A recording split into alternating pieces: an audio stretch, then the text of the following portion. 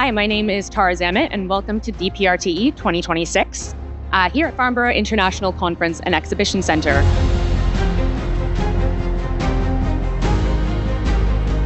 So DPRTE is an opportunity for people to come together, companies big and small, hear firsthand about what the opportunities are, what the obstacles are, and importantly, to do business.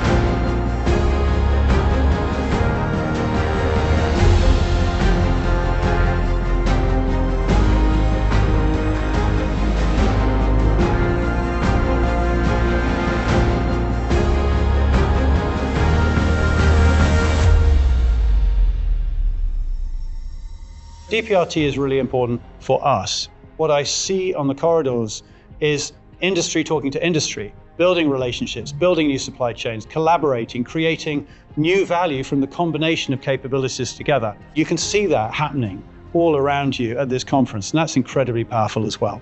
So any time that I get the opportunity to speak face-to-face with people is always better. As much as I'm all about uncrewed system, it's an incredibly human dynamic. And there are people involved in it at every stage. What I really like about DPRT is it feels like a family. To be here today, to hear projects that we've been working on be spoken about in the opening keynote speeches. There's a real vibrancy to the event, there's tremendous energy, because I think we all recognise how important this time is to deliver for defence.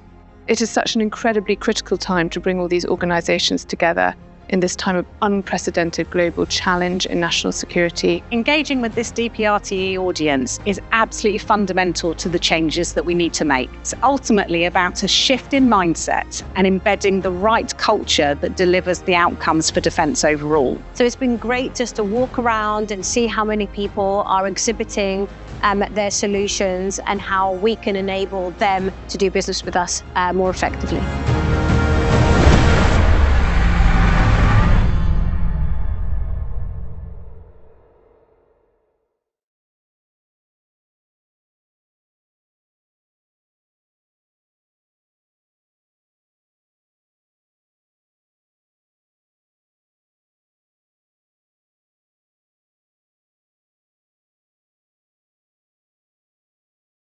Hello everybody and welcome to today's webinar, What Did We Learn from DPRTE? Insights for Growth in UK Defence.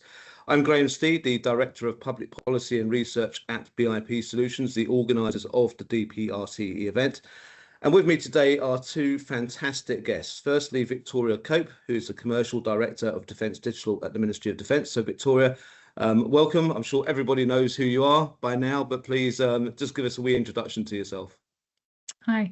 So I have the pleasure of holding, as you say, the commercial director role for digital for across the defence enterprise. So I have about £4.7 billion worth of spend annually to spend across a multitude of digital and communications categories. And we are really focusing on how do we acquire tomorrow's technology today across air, land, sea, space and cyber. Perfect. Thanks so much for that, Victoria. And welcome also to John Rodigan, who is the Business Development Manager at the DCI service. So John, good to have you on board. Brief intro, please.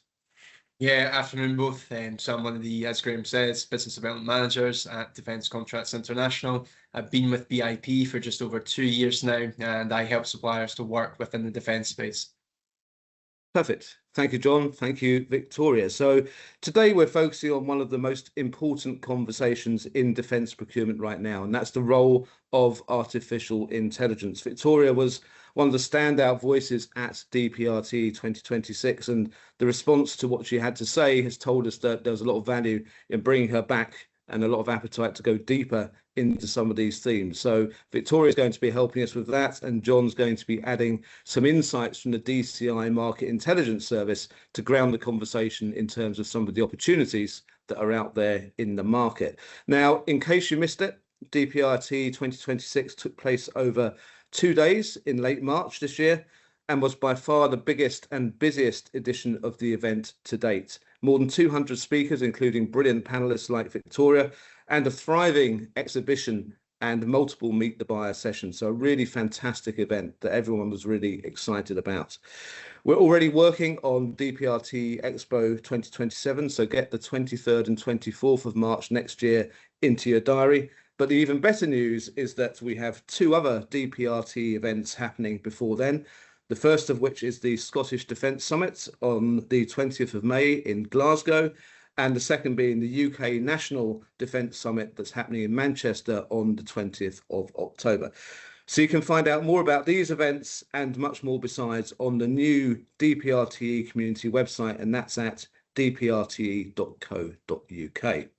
So enough with that, let's get into the detail of the conversation. And I think, Victoria, you made a point at DPRTE that I really want to start with, because I think it cuts through a lot of the noise. And you were very clear that AI is a means and not the ends, and that the outcome you're trying to achieve has to come first. And AI is really just a tool of helping you to get there. So can you expand on why that framing matters so much, particularly in a defence procurement context? Absolutely. So, as you say, for me, outcomes is fundamental, and that's a principle we're adopting across the entirety of defence, is outcome-based contracting. We really need to focus having our eyes on the prize, on what effect we're trying to achieve, whether that's in the battle space, the boardroom, or the back of office as well. It's really fundamental. And as I mentioned earlier, we're looking at how we buy tomorrow's technology today. So that outcome and that outcome remaining relevant both today and in the future is really fundamental. AI provides a brilliant way in which we can gain insights at pace, but there is, as we mentioned before, there are lots of different ways of doing that. Having great data is the most fundamental, basic foundation of that, and then using automation and AI to get there quicker is really important. And we're doubling down in defence more broadly about achieving those defence outcomes at pace, so time to contract and how quickly we can get there from a concept and a twinkle in somebody's eye through to a signed contract and a delivered programme is ever more important than it has been before. Yeah, absolutely. And there's been a lot of discussion about the pace of procurement through the various kind of strategic documents that have come out in recent times. So I guess AI is seen as a really important enabler for that. Yeah, very much so. So in the Defence Strategic Review, one of the key goals is around digitising the acquisition system, which I have the pleasure of leading on with my digital hat and also my AI hat on as well. So we're looking at really how do we analyse and look across that contract cycle to be looking at how we can apply thought leadership and insights quicker to make the right decisions and do that at pace. It's for us, it's a really slightly different way of working than we have done before around how do we really look at ways of improving and working collegiately across different functions to make these important decisions on acquisition. Fantastic. And John, just to kind of help get a bit of context, what data insights do you have from the DCI platform that kind of support the growing interest, I guess, in AI from public bodies? So maybe from the wider public sector first, but then potentially narrowing down a bit to defence. Yeah, absolutely. So we know that the public sector investment into AI is accelerating rapidly. And there's been over 470 related public procurement notices between January of 2025 and March of 26. These represent several billions of pounds in opportunity across pre-market engagement, contracts and frameworks. And just to give you some of the figures from the DCI service on that, over the last year, 104 notices were published directly related to AI. Of those, 48 were actually pre-market engagement notices, and these have a value of just over £1.4 billion. And of those 104, 18 are frameworks, and the value of that is just under £500 million. So a substantial amount of opportunity that we're identifying on the service. Fantastic, John. And yeah, obviously we are seeing an increase in pre-market engagement. So more notices coming through that kind of talking to what's going to be coming down the track, and more pipeline notices as well. So I guess, Victoria, from a market perspective, you'll be embracing that kind of activity to help suppliers get a better picture of what's coming down the track and how they can prepare for those opportunities. 100%. So one of our key ways in which we acquire digital is around category management. So our teams and my teams being experts in their particular categories. I have a pleasure of having a really high performing area of our digital data and automation, and including AI as part of that. And early market engagement, when I mentioned that twinkle in your eye aspect, is really fundamentally important to us, so that we can understand what the horizons are looking like in those digital capabilities, but then also ensure that the market are investing in the right areas to help support our outcomes for defence in that space as well. And I guess that works two ways, doesn't it? From a supplier aspect, understanding what the likely requirements are going to be, particularly in areas, sophisticated areas like technology and digital and AI, but also from a buyer perspective to understand, what potential there is in the supply chain to meet your requirements as well. So it must be helpful for you, obviously, to kind of understand, yes, there's interest, or there's limited interest, or it's somewhere in between. 100%, and that sort of market appetite and market generation is absolutely what we want. We also are really excited to welcome in a lot of suppliers from adjacent markets who might not have considered defence or government before, and see the lenses they can bring in and how they can either work in their own right or collaborate with others in that sort of AI domain as well, to really get the best outcomes. And I think particularly why it's important for us is we're not just talking about pre-market engagement for procurements, we're also talking about ways of working. So a lot of those engagements also include how we can be easier to do business with, how we should structure those frameworks that John just referred to as well, to make sure they really don't just work for us as buyers, but particularly work to get the best out of suppliers, and do that at scale as well.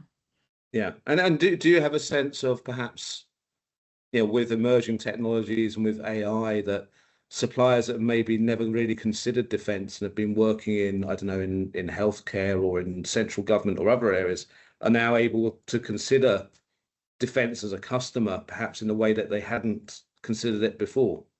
Yeah, 100%. We've got over 300 new suppliers that have never worked with government that we've welcomed onto the books for digital just this year. So we're having a huge influx of people wanting to invest in defence, seeing the transferability. And actually, I always say that although we are really unique in many ways in defence, some of the problem sets that sit in front of us are no different to some other sectors. So that cross applicability is really important. But in all things AI and digital, cyber and our protections and responsible use of AI remains fundamentally important across that suite as well. Yeah, and I guess 300 new suppliers this year, that's quite a striking number. And I guess, John, obviously from a DCI perspective, that's a really important message for our customer base there, that if that's 300 new suppliers that have come into Victoria's area this year alone, we're 5 months into the year, that's a really positive message in terms of market opportunity, and the fact there is a customer here that maybe they've not considered that actually could be really, a really good fit for them. Yeah, absolutely. I actually, in my talk at DPRTE, touched on this briefly as well. So the ratio of buyers to suppliers in defence currently sits at roughly 21 suppliers to every buyer, This is up from 19.5 in the previous year. So we've definitely seen more opportunity, but we are seeing more suppliers enter into the space as well. Yeah, fantastic. And another, I guess, innovation or change that we're hearing about in MOD Victoria is this move from ITTs, invitation to tender, to ITNs, which isn't the news channel, it's invitations to negotiate. You've described, I think, in one of your panel sessions at DPRTE that negotiation isn't a price conversation, but it's an ongoing dialogue about what a supplier can genuinely deliver, which is quite a significant shift, I guess, in terms of how people have perceived negotiation in the past. But what does it mean in practice? What does that look like in practice, and how should suppliers be approaching MOD on that basis? So for us to say, as you mentioned, it's about dialogue, and that's that dialogue from the start of the conversation. So when our tenders are coming out, they're starting with those outcome-based requirements, and to get to that outcome and for suppliers to understand the route through, it has to be a dialogue as to how we do that. And we really want to give the space both through that dialogue and through the outcome-based requirements to have innovation come through the door. So we might not always be comparing apples with pears when we're looking at evaluating different suppliers' route to getting a particular outcome. So we're doing demonstrations, we're having dialogue and testing teams and what they're doing. We're having those conversations around the real innovations and both these applicability to the problem statements, but how that also integrates in the architecture for defence as well. And then clearly at the end, we also have the pleasure of having the normal sort of commercial negotiations at the end as well. But really fundamental to us, that it's about The dialogue gives us that view on deliverability of the solutions. And in a world where, say, AI is really prevalent, and we, in the back in the day, used to use great bid writers to write your bids, you can get AI to help you out now to do that as well. So having that dialogue is even more important to knowing that we can trust our suppliers to then deliver the outcomes, and also to help build that relationship as part of those engagements as well, whether they're suppliers that win that work or ones that just stay in the ecosystem with us as we continue as well.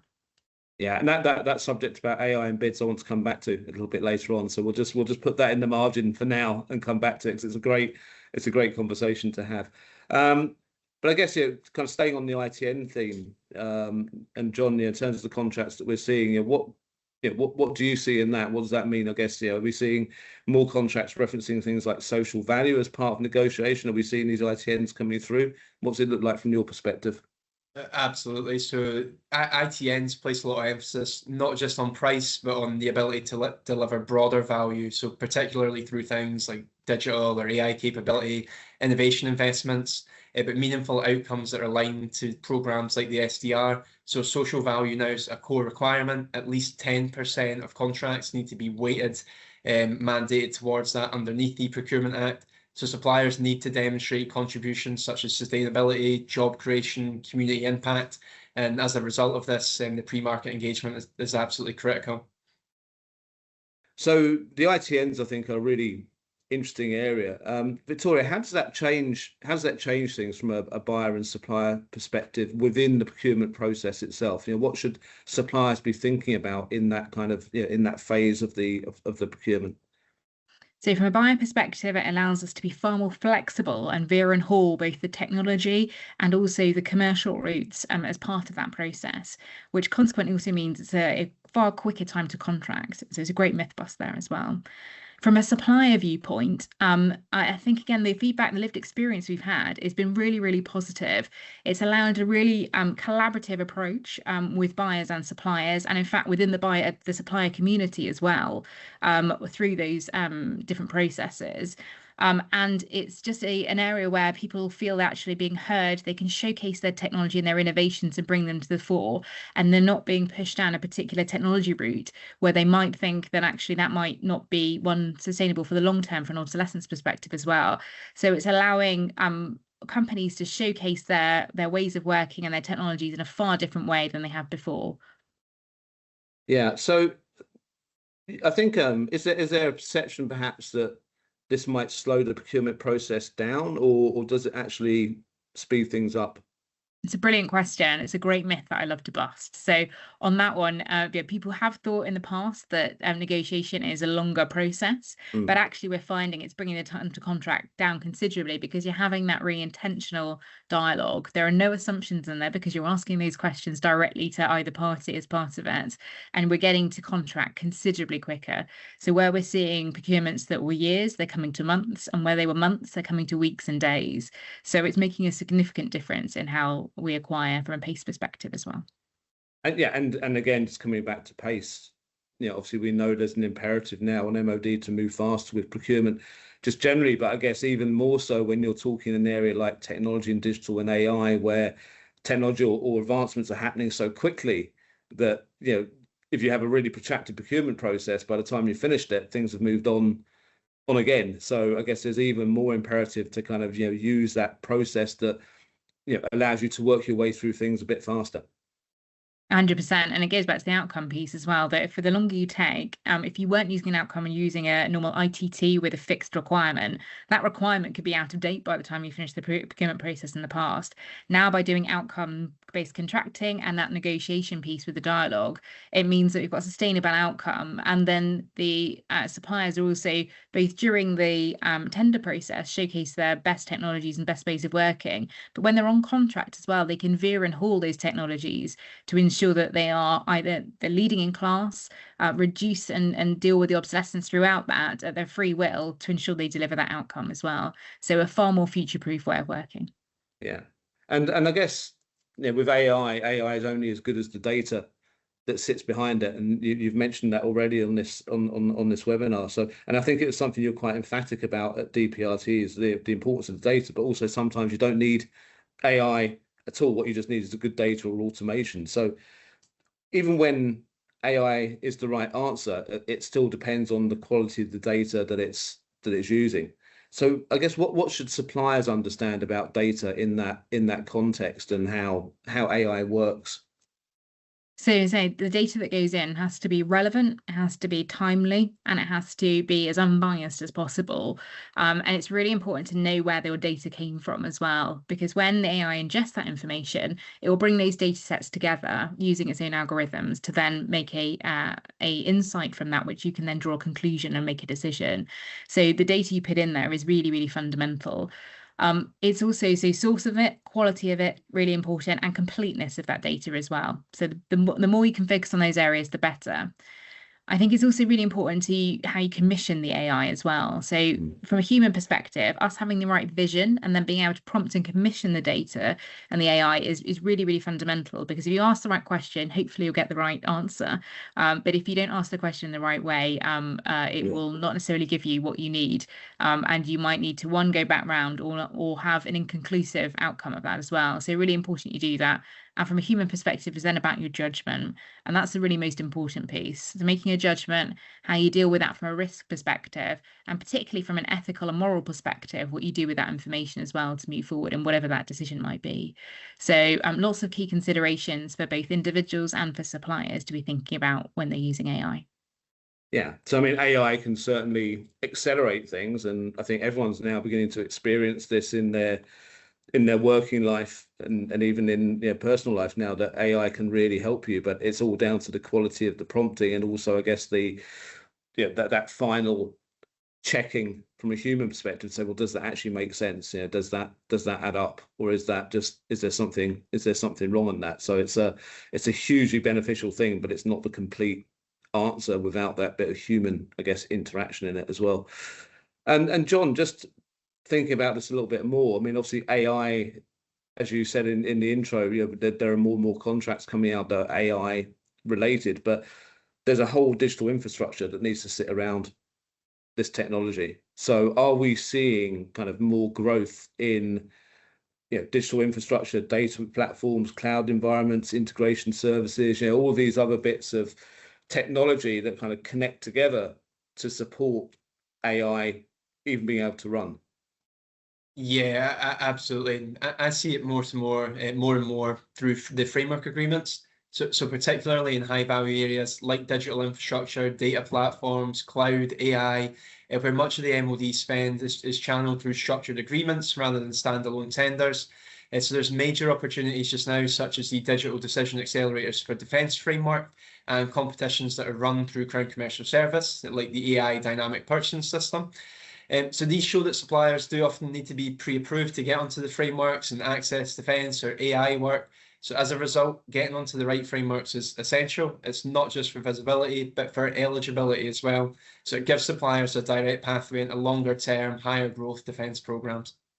Yeah. And Victoria, from your perspective, from a defence digital perspective, what are you seeing in terms of that future pipeline of requirements that you're going to have that are maybe, specific to AI, but may also kind of include some of those surrounding areas that are needed to support it? Maybe some of the things that John's just mentioned there.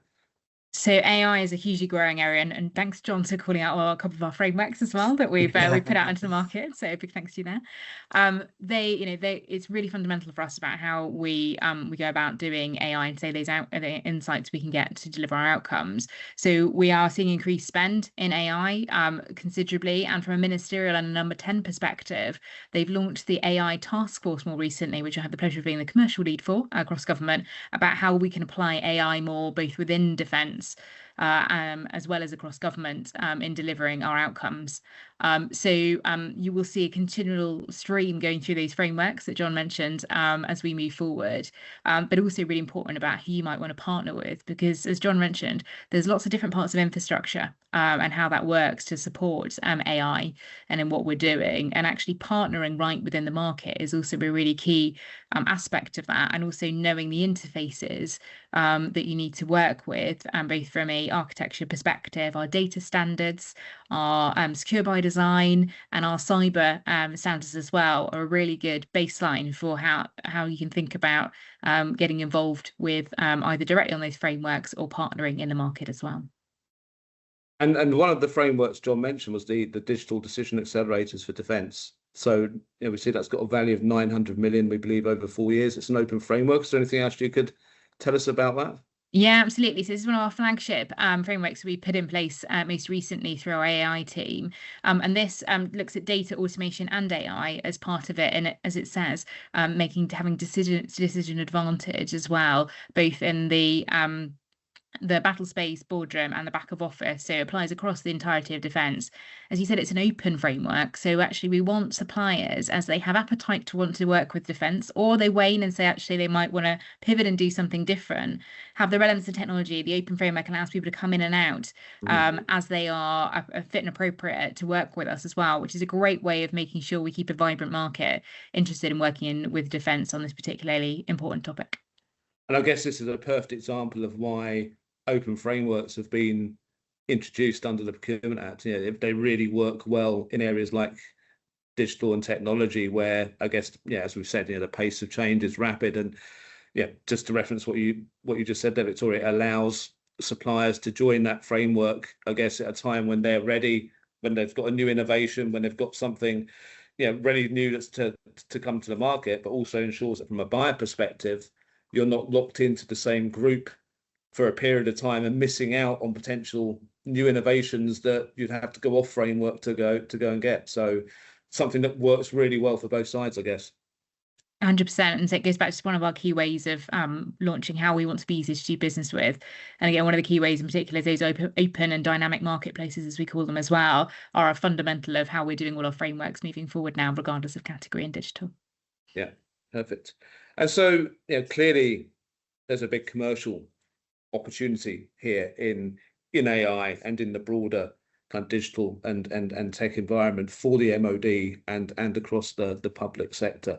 So lots more interest, lots more organisations. You mentioned the 300 new alone that have come to you. So lots more organisations getting involved, which I guess means lots more bids.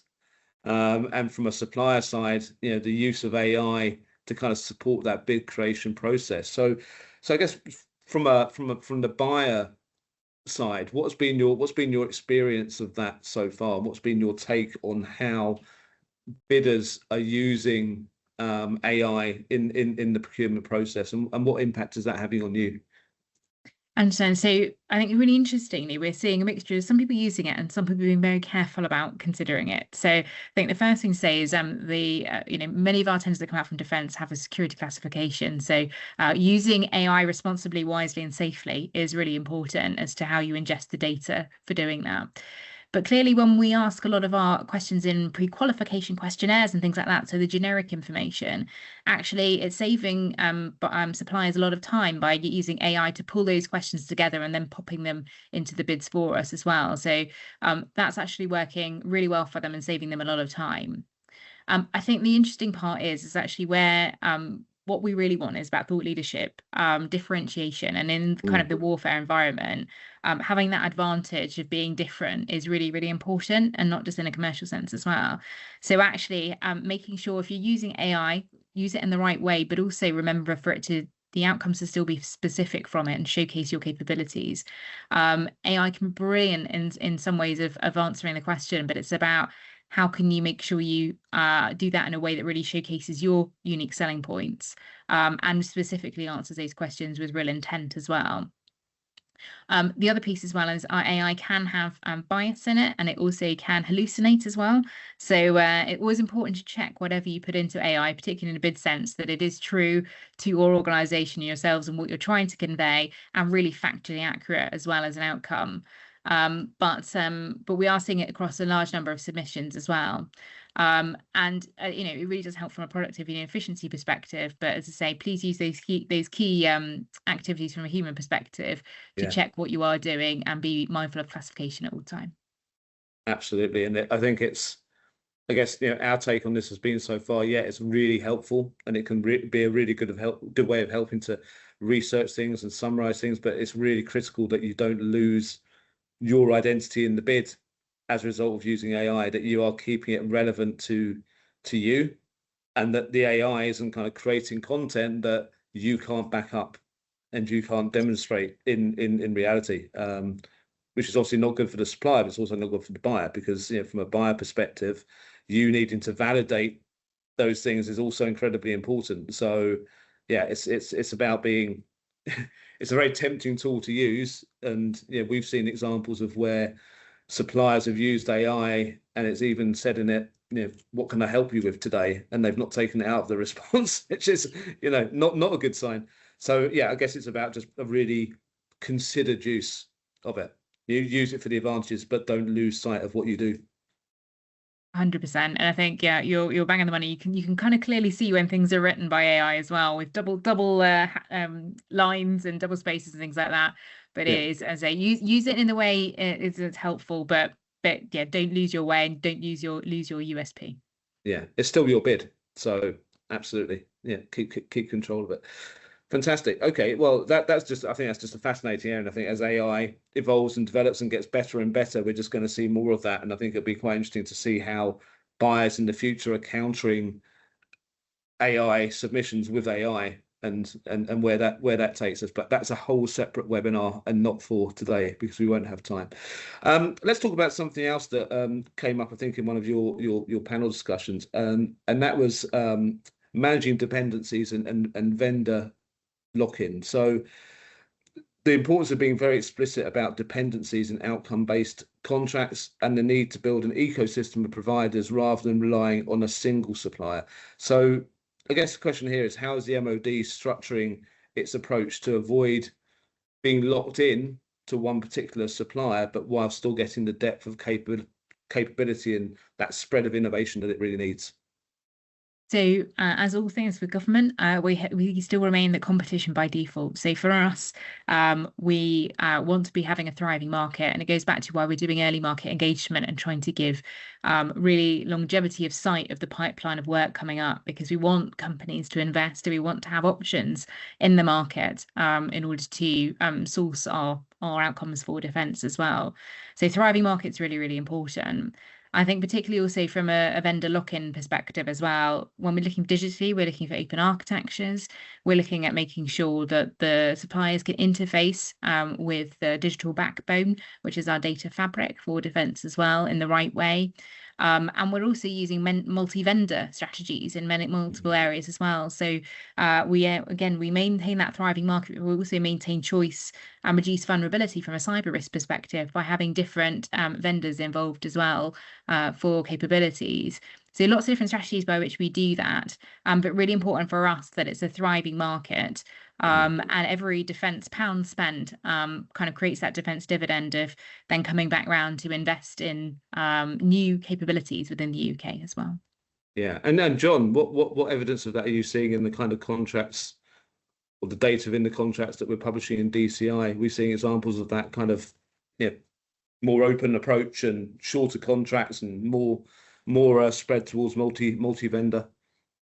Absolutely, we are seeing more and more evidence of these shorter contracts as well. But we've spoken about it so far, the use of the open frameworks and dynamic markets as well. So there's a clear shift within defence, but more broadly, public procurement in general, towards these open frameworks, the dynamic markets, to reduce the supplier lock-in, create more accessible routes.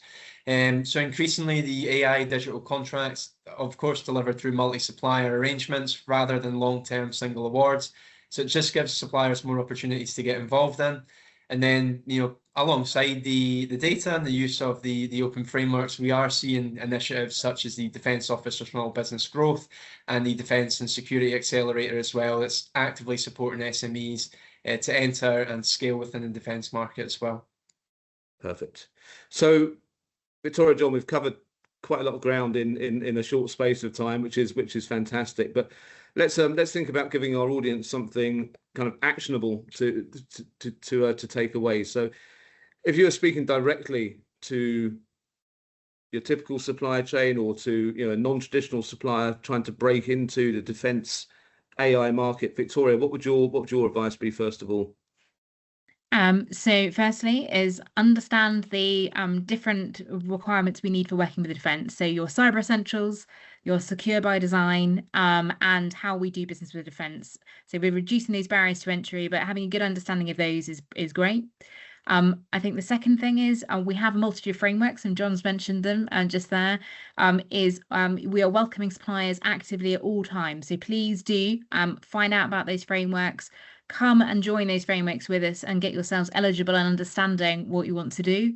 And the third is about how do you partner? So even if you can't meet all the capability requirements for something, is how do you partner with the right people in the ecosystem in order to do a team effort to really deliver those outcomes for defence as well. So just if you think you're just in your own right, you can't meet all the requirements, it doesn't mean you're out. Please do partner and play to each other's strengths. Brilliant. And I guess do your research, which AI is fantastic for. Very much so. And John, just from a market intelligence perspective, how would you see it? What would your advice be? Yeah, thinking about market intelligence, the single biggest thing that suppliers can do is understand the landscape before they actually engage. So understanding who's winning, what vehicles are getting used, such as frameworks and DPSs, what values, what capability clusters. Intelligence is not a nice to have, it is a competitive advantage. So suppliers that we see consistently winning that are using DCI are the ones that have done their homework. Yeah, fantastic. So let's just zoom this out a little as we bring the webinar to a close, because the conversation's been shaped by DPRTE 2026. So yeah, maybe just a few moments to reflect on the event itself. Obviously, a big moment in the procurement, defence procurement, and supply chain calendar. Fantastic event over 2 days. Victoria, what were the highlights for you, and what did you get from the event? What sort of sense did you have when you left DPRTE of where procurement and supply chain is? So for me, it's one of my favourite events of the year, and it's got a real variety of suppliers, but a really family feel kind of with it as well, which I think is brilliant. And particularly from that is around having those deep conversations with current and prospective suppliers as well. And this year in particular, there was a real wealth of different suppliers that we've seen before, and those from adjacent markets coming along to show how they can be applicable to defence as well. So I love the outside in and how you can kind of take away what that might shape, and also just the brilliant approach and energy of those suppliers in wanting to speak to us about some of our problem statements as well. So for me, it's a highlight of the year, but really great to meet new suppliers, get deep conversations with current ones, and look for the future together as well. Fantastic. And John, what were your insights and feelings after the 2 days? Absolutely, I'd reiterate a lot of what Victoria's just said. Being able to speak to suppliers face to face was probably my most enjoyable experience, especially those that are using the DCI service. I was also fortunate enough to do my talk over the 2 days on the DCI service as well. And yeah, absolutely fantastic event. I'll be attending the Scottish Defence Summit on May the 20th. So for suppliers that are there, please come over for a chat as well. Perfect. Yeah, and I guess the key thing for DPRTE Expo is wear comfortable shoes. I walk 10K each day on that floor. It's huge. So yeah, great for your well-being. Yeah, it is. You can keep yourself really fit at DPRTE. It's massive. You just keep walking round and round and round, and you always bump into somebody and end up having a conversation that you might not have been expecting. So brilliant. Well, thank you for your feedback on the event. Obviously, as we say, we are now eagerly building towards DPRTE 2027. And as ever, the goal is to always improve and evolve the event. So there'll be plenty of new features and things to look out for at that event. So just as we bring things to conclusion, I think a few kind of key points that I've definitely picked up from the conversation today. First, lead with outcomes, not technology, which I think Victoria's been pretty clear on. Be clear on the problem that you're helping to solve, who you're solving that problem for. So that's something, Victoria, you've been really consistent on throughout. And AI is the means and not the end. So certainly we can see AI being a really powerful lever in defence procurement and increasingly being used across defence to great effect. But it still requires human intervention and support to get the best results. Second area, I think, was really about the ITNs and just this whole point about getting into the dialogue early and the benefit of that. So I think that sounds like a really important innovation in defence procurement. It's hopefully something that's going to continue and perhaps spread even further afield outside of defence, just as general good practice. And I guess third was kind of build your evidence base, and perhaps this kind of fits a bit into the kind of the bid process as well. So being clear about what you can demonstrate and referencing test cases and examples of what you've done in the past, and making sure that your bid, if you're using AI to support it, is complete and really represents what you do as an organisation. So, yeah, I think that's been my takeouts, but I'm sure there will be plenty of other perspectives. John, is there anything else you would add to that? No, I think that sums it up pretty well, Graham. Just thank you for the time today as well. I'm delighted to be part of the webinar. Perfect. And Victoria, I'll leave the almost last word to you. No, I'd say I think, from my perspective, that we're trying to do lots of different things to make ourselves easier to do business with, get defence's outcomes, but say we're actively welcoming new thinking into defence. So please, if you haven't done business with us before, or you are doing business, you want to do more, lean in, and we would love to engage. Perfect. And I think that came across loud and clear at the event as well. So thank you both. Thank you to everyone that's joined the webinar today. Just as a final reminder, the next event in the DPRTE programme is not that far away, the 20th of May in Glasgow. We have the Scottish Defence Summit, the first time we've done that event in Glasgow. So really excited for that. A really good speaker lineup. Tickets are still available, even though the event is now pretty close by. And then following that in October, the UK National Defence Summit, which was a huge success last year, and again we're looking forward to rerunning in Manchester in the autumn. So really no reason at all not to keep yourself informed about what's happening in this fast moving, fast changing landscape. So we hope to see you there, but from now, thanks for us and goodbye.